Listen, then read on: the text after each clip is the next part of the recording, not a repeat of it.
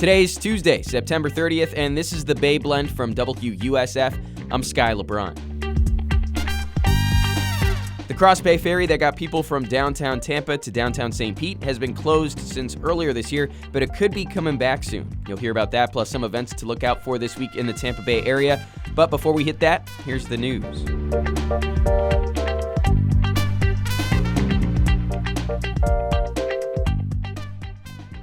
Today, there's a special election to replace Blazing Golia in the state Senate after he took the Florida chief financial officer gig. The Republican-only primary is for District 11, which is Citrus, Hernando, Sumter, and some parts of Pasco County.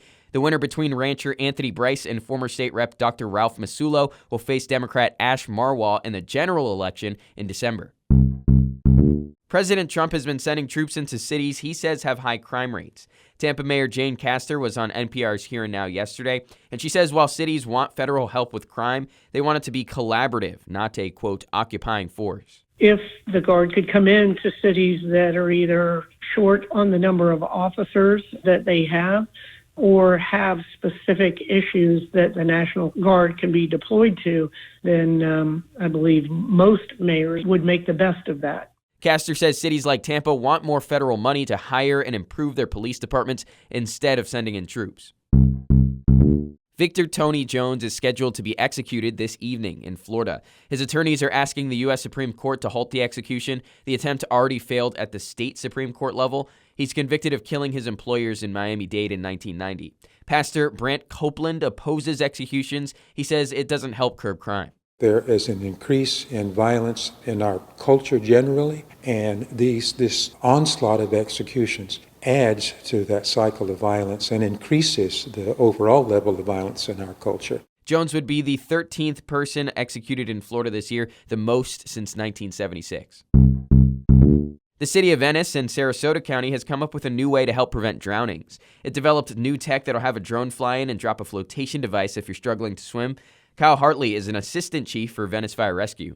Since our city is surrounded by water, we have a fairly high rate of incidents that involve a swimmer or other type of water rescue emergency. So it just pretty much was an obvious tool for us to add and purchase. It's called the Sky DO X10 drone. Pretty cool name.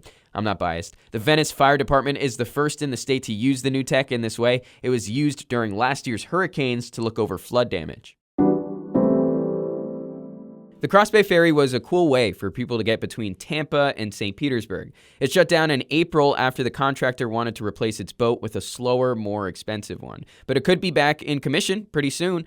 WUSF's Gabriel Velasquez Nera has been reporting on this. Gabriel, should residents start getting their hopes up for the ferry coming back? Sky, it seems more and more that way. The PTSA has selected the Tampa Bay Sea Taxi, essentially to ferry people once again from St. Petersburg and Tampa. And the president of the company, Mark Hubbard, says that that's the ideal goal, to have people coming back and forth from Tampa and not have to stress about traffic. People can park and get on the trolley and come to the boat, or park in the convention center parking and come across the bay for events at downtown St. Petersburg, or even come out to the beaches. So, Gabriel, I think the question on everybody's mind is when can they actually get on the ferry? When is this thing really getting going?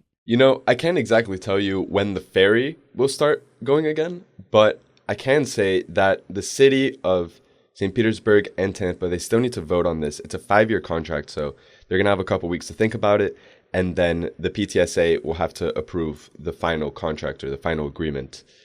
So we could see those votes as soon as next month. If you want to read more about the Cross Bay Ferry and the possibility of it reopening again, you can right now at WUSF.org. Gabriel, thank you so much for the time. No worries. Tonight in Brandon at the Wing House Bar and Grill, Friends Trivia. Do you remember what Monica and Rachel are fighting over when Rachel is moving out? Or how about why Chandler hates Thanksgiving? Or which of the Sprouse brothers plays Ross's son? I always thought it was both, to be honest, but nope. Well, if you answered any of those questions, you probably should plan to be there tonight. It gets going at 7.